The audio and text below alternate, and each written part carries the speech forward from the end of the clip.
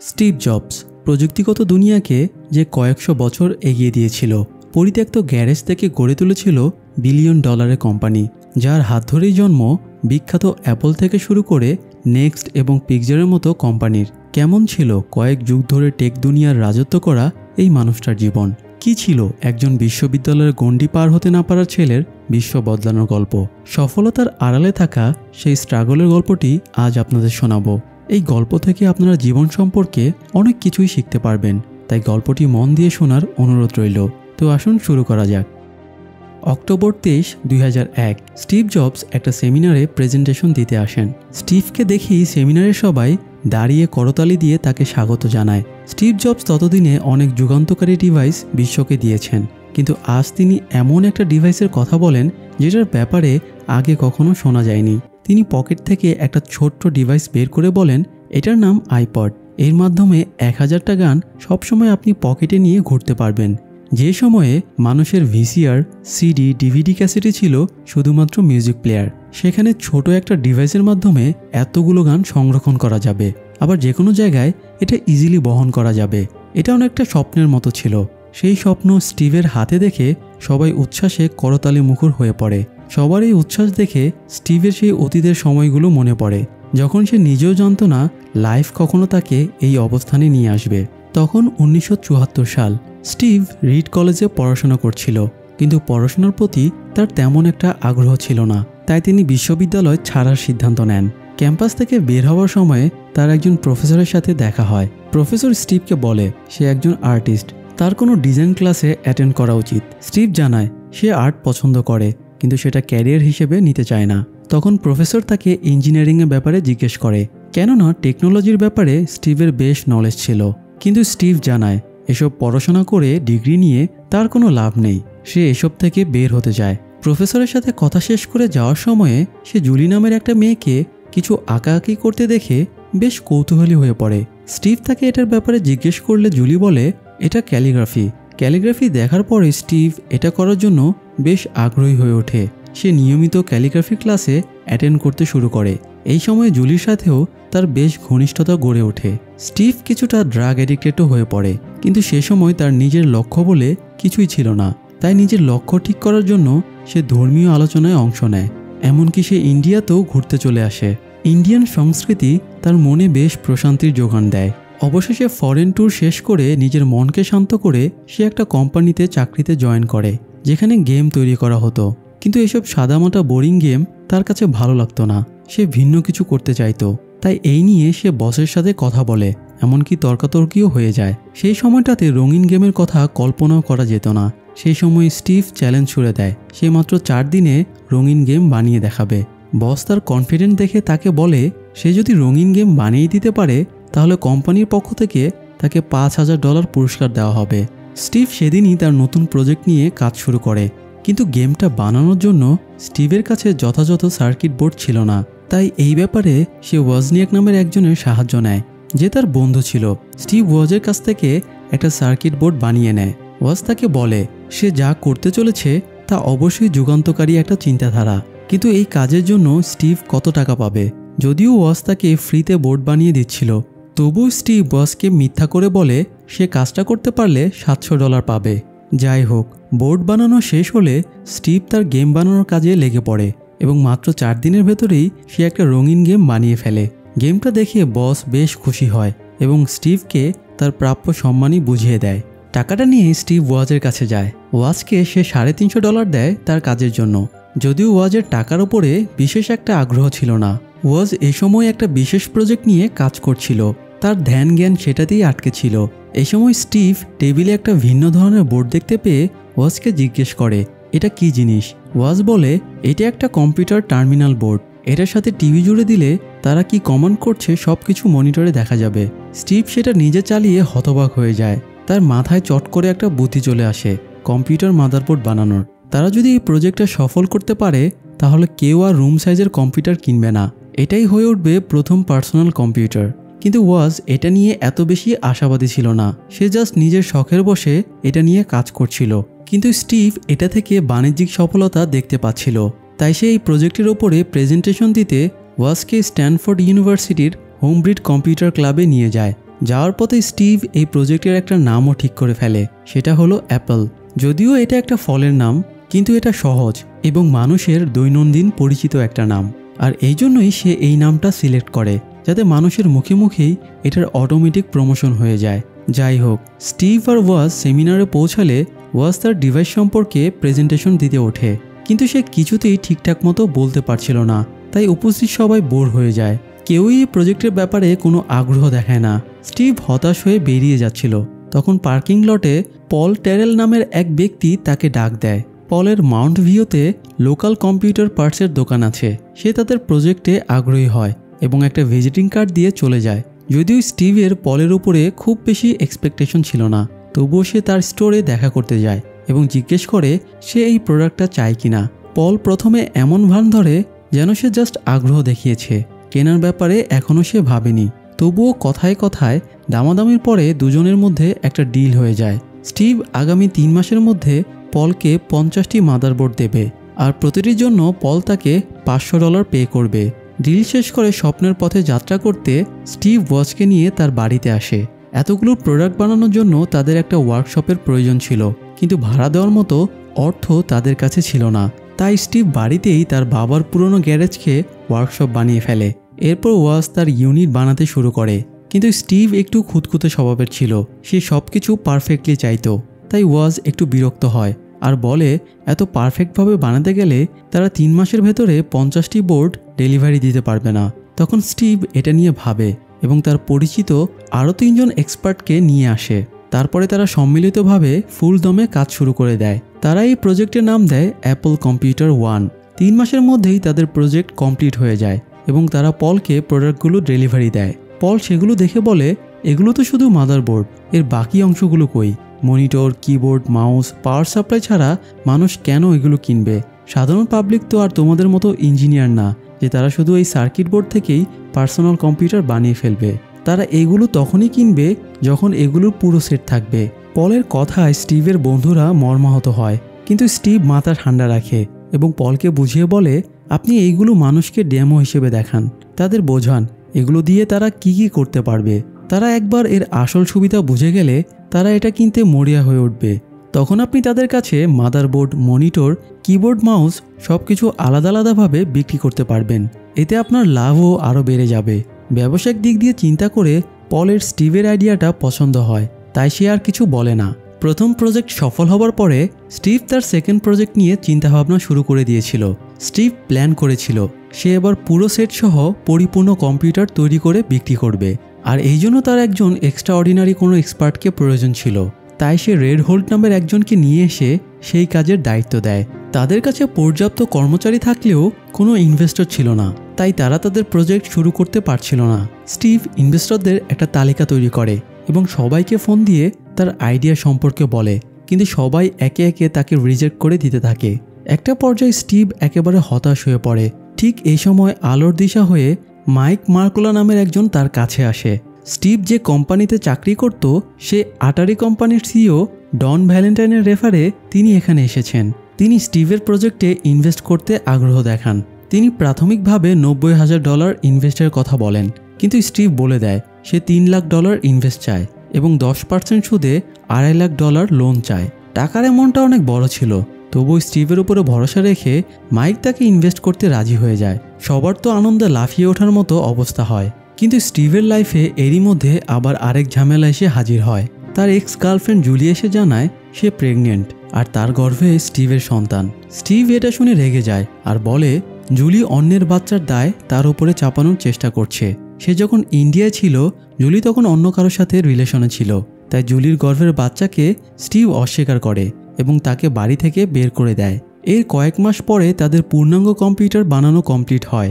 1977 সালে সান ফ্রান্সিসকোতে একটা কম্পিউটার মেলায় তাদের লেটেস্ট আবিষ্কার অ্যাপল II কম্পিউটার স্টিভ সবার সামনে রিভিল করে। সে জানায় পার্সোনাল কম্পিউটারের এটাই ভবিষ্যৎ। তাদের কোম্পানি এই শতাব্দীর সবচেয়ে গুরুত্বপূর্ণ আবিষ্কারটা সবার হাতে পৌঁছে দেবে। শেষ পর্যন্ত স্টিভ সেটা করেও দেখায়। মাত্র 3 বছরের মধ্যে অ্যাপল কোম্পানি বিশ্বের কাছে একটা ব্র্যান্ড হয়ে ওঠে। তাদের কোম্পানি মিলিয়ন মিলিয়ন ডলারের ডিল সামলাতে শুরু করে। এ সময় স্টিভ তাদের কম্পিউটারকে আরও কয়েক ধাপ এগিয়ে নেওয়ার প্ল্যান করে। স্টিভ এবার অ্যাপলের নতুন এডিশন লিসা কম্পিউটারের ডিজাইনের দিকে নজর দেয়, এগুলোর থিম ফন্টে ভ্যারিয়েশন আনার কথা বলে, কিন্তু বিল নামের একজন প্রোগ্রামার নেসেসারি জিনিসগুলোর প্রতি বেশি নজর দেওয়ার কথা বলে। অথচ স্টিভ তার একই জেদ নিয়ে বসে থাকে। তাই বিলের সাথে তার মতবিরোধ তৈরি হয় এবং স্টিভ এক বাক্যে বিলকে চাকরিচ্যুত করে দেয়। তার এই সিদ্ধান্তে সবাই হতভম্ব হয়ে যায়।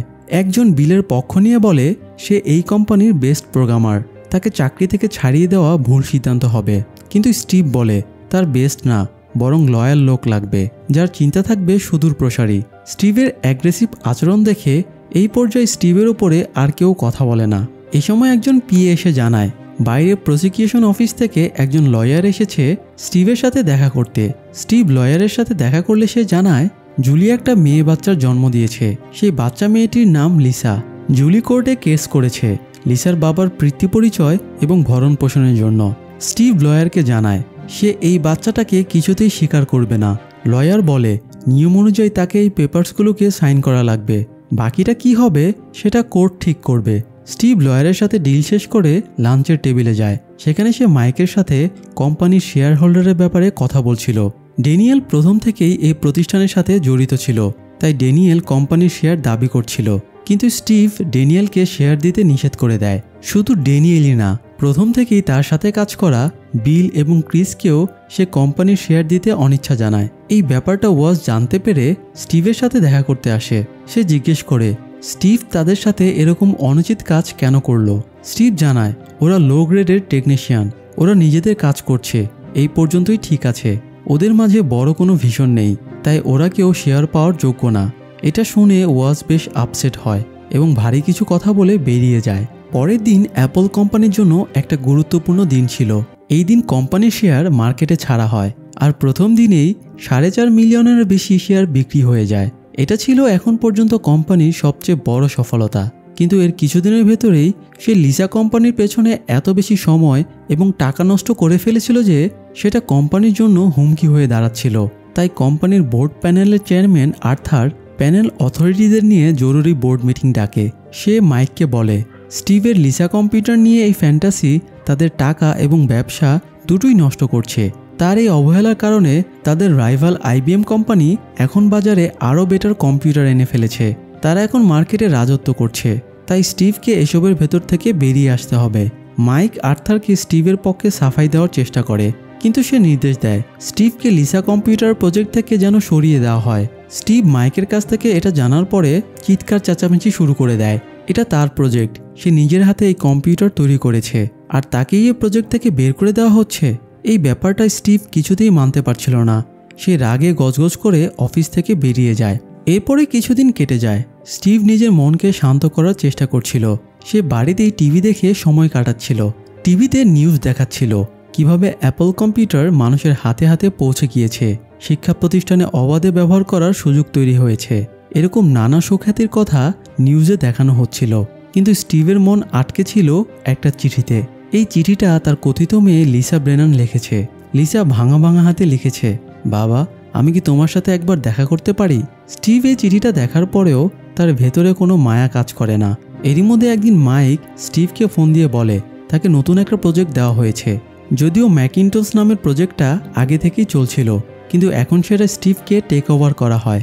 স্টিভ অফিসে গিয়ে দেখে এই প্রজেক্টের কর্মচারীরা অত্যন্ত অলস, যাদের মধ্যে কাজ করার কোনো মানসিকতা নেই। তাই স্টিভ তাদেরকে সরিয়ে কোম্পানির হার্ড ওয়ার্কার কয়েকজন কর্মচারীকে এই প্রজেক্টে যুক্ত করে নেয়। কিছুদিনের ভেতরেই তারা প্রজেক্টটা সম্পন্ন করে। স্টিভ প্রজেক্ট তো কমপ্লিট করেছিল, কিন্তু সে যতদিনে প্রজেক্টটা মার্কেটে ছাড়ার অবস্থায় নিয়ে এসেছে ততদিনে আইবিএম কোম্পানি অলরেডি সেটা মার্কেটে পাবলিশ করে দিয়েছে। তাই বোর্ড কর্তারা তেমন একটা খুশি ছিল না। স্টিভ বলে তাদের ধসে পড়া মার্কেটটা আবার চাঙ্গা করতে একজন মাস্টারমাইন্ড লোককে প্রয়োজন। সে জন স্কালি নামের একজনের নাম সাজেস্ট করে। জন স্কালি পেপসিকোলার প্রেসিডেন্ট, আর তার মার্কেটিং স্ট্র্যাটেজি অনবদ্য। সে যে কোনো জিনিসকে হাইপে তুলে নিতে পারে। তাই স্টিভ নিজেদের কোম্পানির মার্কেটিংয়ের জন্য জন স্কালিকে হায়ার করার কথা সবাইকে বলে। অথরিটি বোর্ডের সবাই তাকে সম্মতি দিয়ে দেয়। স্টিভ জনের কাছে গিয়ে বলে, এভাবে চিনি মেশানো পানি বিক্রি করেই কি আপনি সারা জীবন কাটিয়ে দেবেন? তার চেয়ে আমার সাথে আসেন, দুনিয়া বদলে দিতে পারবেন। জনের স্টিভের সাথে কথা বলে ভালো লাগে, তাই সে পেপসি কোম্পানি ছেড়ে অ্যাপলে এসে যোগ দেয়। জনকে কোম্পানির সিইও বানিয়ে স্বাধীনভাবে কাজ করার সুযোগ দেওয়া হয়। যোগ দেওয়ার প্রথম দিনই সে স্টাফদের উদ্দেশ্যে বলে, আমরা বাজারে মানুষের কাছে কম্পিউটার বিক্রি করব না, বরং আমরা তাদের কাছে ভাবনা বিক্রি করব। আর সেই ভাবনাটাই হলো তারা এই কম্পিউটার দিয়ে কি কি করতে পারবে। মানুষ যখন এটার গুরুত্ব উপলব্ধি করতে পারবে তখন তারা এমনি কেনার জন্য হুমড়ি খেয়ে পড়বে। জনের কথা শুনে স্টিভ সহ সবাই মুগ্ধ হয়ে যায়। স্টিভ ম্যাকিনটশ কম্পিউটারে অনেক নতুন ফন্ট এবং স্টাইল সংযুক্ত করেছিল, যা এটাকে অন্য এডিশনগুলোর চেয়ে ভিন্ন মাত্রা দিয়েছিল। সব কিছু ঠিকঠাক করে ম্যাকিনটশ অবশেষে মার্কেটে ছাড়া হয়, কিন্তু বোর্ড অথরিটি এখানে স্টিভকে না জানিয়েই একটা কঠিন সিদ্ধান্ত নিয়ে নেয়। তারা লস রিকভারি করার জন্য ম্যাকিনটশ কম্পিউটারের দাম বাড়িয়ে দেয়। অথচ এই সময়ে IBM কোম্পানি এর চেয়ে কম বাজেটে কম্পিউটার সেল দিচ্ছিল, তাই ম্যাকিনটশ কম্পিউটার বাজারে মুখ থুবড়ে পড়ে। এরই মধ্যে আবার বিল গেটস মাইক্রোসফট আবিষ্কার করে বিশ্বকে তাক লাগিয়ে দেয়। মাইক্রোসফটের আধুনিক ডিজাইন দেখে সবার চোখ কপালে উঠে যায়। শুধুমাত্র স্টিভ মাইক্রোসফট সফটওয়্যার দেখার পরে রেগে আগুন হয়ে যায়। সে সরাসরি বিল গেটসকে ফোন দিয়ে ঝাড়তে শুরু করে এবং তার বিরুদ্ধে অভিযোগ আনে যে বিল গেটস তার কাছ থেকে এই সফটওয়্যারটা চুরি করেছে। স্টিভ তার বিরুদ্ধে কোর্টে অভিযোগ করার হুমকি দিয়ে ফোন রেখে দেয়। এদিকে অথরিটি প্যানেল আবারও বোর্ড মিটিং ডাকে। পরপর দুটো প্রজেক্ট লিসা এবং ম্যাকিনটশে তারা সুপার ফ্লপ খেয়েছে। গত 2 বছরে IBM কোম্পানি তাদেরকে মার্কেটে দাঁড়ানোর সুযোগ পর্যন্ত দেয়নি, কারণ তারা একের পর এক কোয়ালিটি সম্পন্ন প্রোডাক্ট বাজারে নিয়ে আসছিল। অথচ অ্যাপল সেটা পারছিল না। তারা তাদের এই ব্যর্থতার দায় সম্পূর্ণভাবে স্টিভের ওপরে চাপিয়ে দেয়। স্টিভ আর্থারকে দোষারোপ করে, কারণ সে ম্যাকিনটশের দাম বাড়িয়ে দিয়েছিল। সে জনের ওপরেও আস্থা হারিয়ে ফেলেছিল, কারণ সে ঠিকঠাক মার্কেটিং করতে পারছিল না। কিন্তু তবুও সবাই স্টিভের দিকেই আঙ্গুল তুলে এবং বলে তার বানানোর প্রোডাক্ট ত্রুটিপূর্ণ বলেই সেগুলো মার্কেটে মুখ থুবড়ে পড়েছে। একটা অস্থিরতা নিয়ে বোর্ড মিটিং শেষ করে স্টিভ বাড়িতে বসে কোম্পানির প্রজেক্টগুলো অ্যানালাইসিস করছিল। তখন সেখানে ওয়াজ আসে। ওয়াজ জানায় সে অ্যাপল ছেড়ে দিচ্ছে, সে টাকার চেয়ে সম্পর্ককে বেশি প্রাধান্য দেয়। কিন্তু ব্যস্ততার চক্করে স্টিভ ওয়াজের সাথে কথা বলাও বন্ধ করে দিয়েছিল। ওয়াজ স্টিভের ছোটবেলার বন্ধু, তারা একসাথে খেলাধুলা করে বড় হয়েছে, কিন্তু এখন তাদের মধ্যে বিশাল দূরত্ব। তাই ওয়াজ এখানে কাজ করার আগ্রহ হারিয়ে ফেলেছিল। এই গদবাঁধা কাজের মাঝে সে আর নিজেকে বেঁধে রাখতে চাইছিল না। তাই ওয়াজনিয়াক অ্যাপল ছাড়ার কথা স্টিভকে জানিয়ে চলে যায়। ওয়াজ চলে যাওয়ার পরে স্টিভ ডিপ্রেশনে চলে যায়। সে কাজে ফোকাস করতে পারছিল না। তার উপর আবার কোম্পানির সহকর্মীরাও তাকে এড়িয়ে চলছিল। সে জন এবং মাইকের সাথে বারবার যোগাযোগের চেষ্টা করেও ব্যর্থ হচ্ছিল। সে তাদের খুঁজতে অফিসে গিয়ে দেখে আর্থার, জন এবং মাইক সিক্রেট মিটিং করছে। আর এই মিটিংটা মূলত স্টিভকে কোম্পানি থেকে সরিয়ে দেওয়ার জন্যই করা হচ্ছিল। জন স্টিভকে বলে কোম্পানির স্বার্থে CEO হিসেবে তাকে কঠিন সিদ্ধান্ত নেওয়া লাগতে পারে। এটা শুনে স্টিভ রেগে যায় এবং জনকে বলে তোমাকে হায়ার করাই ছিল আমার সবচেয়ে বড় ভুল। এই বলে স্টিভ রাগ করে বেরিয়ে চলে যায়। বাইরে গিয়ে সে কোম্পানির স্টাফদের নিয়ে একটা আন্দোলন গড়ে তোলার চেষ্টা করে, কিন্তু তা কাজে আসে না। পরের দিন বোর্ড মিটিংয়ে ভোটিংয়ের মাধ্যমে স্টিভকে কোম্পানি থেকে বের করে দেওয়া হয়। আশ্চর্যজনকভাবে স্টিভ নিজের বাদে আর কারো ভোটই সেখানে পায় না। সবগুলো ভোট জন স্কালির পক্ষেই যায়। তাই নীরবে মাথা নত করে স্টিভ জবস বেরিয়ে আসে।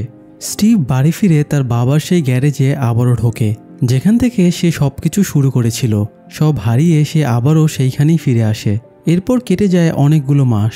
স্টিভ গার্ডেনিং করে বেশ ভালোই ছিল, কিন্তু ততদিনে অ্যাপেলের অবস্থা খারাপ থেকে আরও খারাপ হয়ে পড়েছিল। মার্কেট ভ্যালু কমে যাওয়ার দায়ে CEO জন স্কালিকে বরখাস্ত করা হয়, আর এড উইলার্ড নামের একজনকে নতুন বোর্ড চেয়ারম্যান হিসেবে অ্যাপয়েন্ট করা হয়। এই সময় CEO হিসেবে অ্যাপয়েন্টেড হয় গিল এমিলি নামের একজন। এরপর আরও বছর 3 কেটে যায়। তখন 1996 সাল চলছিল। স্টিভ শুধু গার্ডেনিং করে থেমে থাকেনি, বরং এই সময়ের মধ্যে সে নেক্সট নামের একটা কোম্পানিও দাঁড় করিয়ে ফেলেছে। এরপরে সে পিক্সার অ্যানিমেশন কোম্পানিও কিনে নেয়। পরবর্তীতে এই পিক্সার অ্যানিমেশন থেকে রিলিজ পায় পৃথিবীর প্রথম অ্যানিমেটেড সিনেমা টয় স্টোরি। যাই হোক, স্টিভ কাজের পাশাপাশি এখন সংসারেও বেশ মনোযোগী ছিল। তার বর্তমান স্ত্রী লরেনের পক্ষের সন্তান, এমনকি স্টিভ লিসার দায়িত্ব নিয়েছিল। তাদের সবাইকে নিয়ে স্টিভের সংসার জীবন ভালোই কাটছিল। এক সময় যে লিসাকে সে সন্তান হিসেবে স্বীকৃতি দিতে চেয়েছিল না, সেই লিসার সাথেও এখন তার অনেক ভালো বন্ডিং গড়ে উঠেছে। অ্যাপল থেকে চাকরিচ্যুত হওয়ার পরে স্টিভের জীবন একটা অন্য মাত্রা পেয়ে যায়, আর তার জন্য এই সফলতা আবারও তার হাতে সে ধরা দেয়। কারণ কিছুদিনের মধ্যেই স্টিভের সাথে অ্যাপেলের বর্তমান CEO গিল এমিলিও দেখা করে এবং সে নেক্সটকে কেনার কথা জানায়। সে স্টিভকেও কোম্পানিতে পরামর্শদাতা হিসেবে জয়েন করার অফার দেয়। স্টিভ অনেক বছর পরে আবারও তার নিজ হাতে গড়া অ্যাপলের অফিসে পা রাখে। সেখানে ঘোরাঘুরির সময়ে তার জোনাস নাইফ নামের একজন ডিজাইনারের সাথে দেখা হয়। সে অ্যাপলের ইন্ডাস্ট্রিয়াল ডিজাইনার ছিল।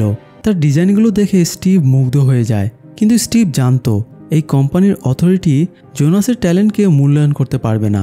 তাই তার আফসোসও হচ্ছিল, কিন্তু তার আফসোস বেশিক্ষণ স্থায়ী থাকে না। কোম্পানির এই দুরবস্থার কথা চিন্তা করে বোর্ড চেয়ারম্যান এড উইলার্ড এবং মাইক এসে স্টিভকে প্রপোজাল দেয় অ্যাপলের সিইও হওয়ার জন্য।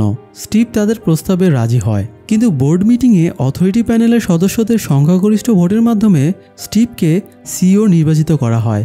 ঠিক যেভাবে স্টিভ নিজের পজিশন হারিয়েছিল, সে একইভাবে আবারও সে নিজের পজিশন ফিরে পায়।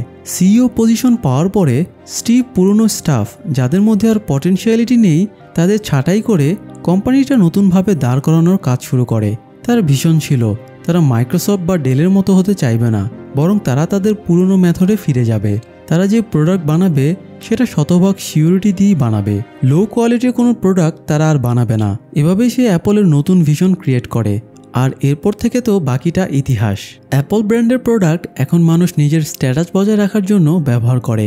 অ্যাপল মানেই যেন উঁচু মাপের মর্যাদা। তাই বর্তমান যুগেও অধিকাংশ মানুষেরই স্বপ্ন থাকে, আর কিছু না হোক অন্তত একটা আইফোন থাকুক। আপনারও কি এমন স্বপ্ন আছে? যাই হোক দর্শক, এটাই ছিল স্টিভ জবসের সফলতার শীর্ষে আহরণ এবং ঘুরে দাঁড়ানোর গল্প। গল্পের শেষে স্টিভ জবসের একটা উক্তি দিয়ে আজকের আয়োজন শেষ করি। আমাদের জীবনের বড় অংশ জুড়েই থাকে কাজ, আর কাজ থেকে যদি সত্যিকারের তৃপ্তি পেতে চান তবে সেই কাজটি করুন যেটি আপনার চোখে ভালো কাজ। এমন মহৎ কাজ করার একমাত্র উপায় হলো নিজের কাজকে ভালোবাসা। আর এখনও পর্যন্ত যদি আপনি সেই কাজ খুঁজে না পেয়ে থাকেন তবে খুঁজতে থাকুন, হতাশ হবেন না। নিজের মনের কথা শুনলে আপনি নিজেই জানতে পারবেন যে কখন সেটা খুঁজে পাওয়া যাবে। তাই খুঁজতে থাকুন, হতাশ হবেন না। সবার সফলতা কামনা করে আজকের মতো এখানেই শেষ করছি। সবাই ভালো থাকবেন। ধন্যবাদ।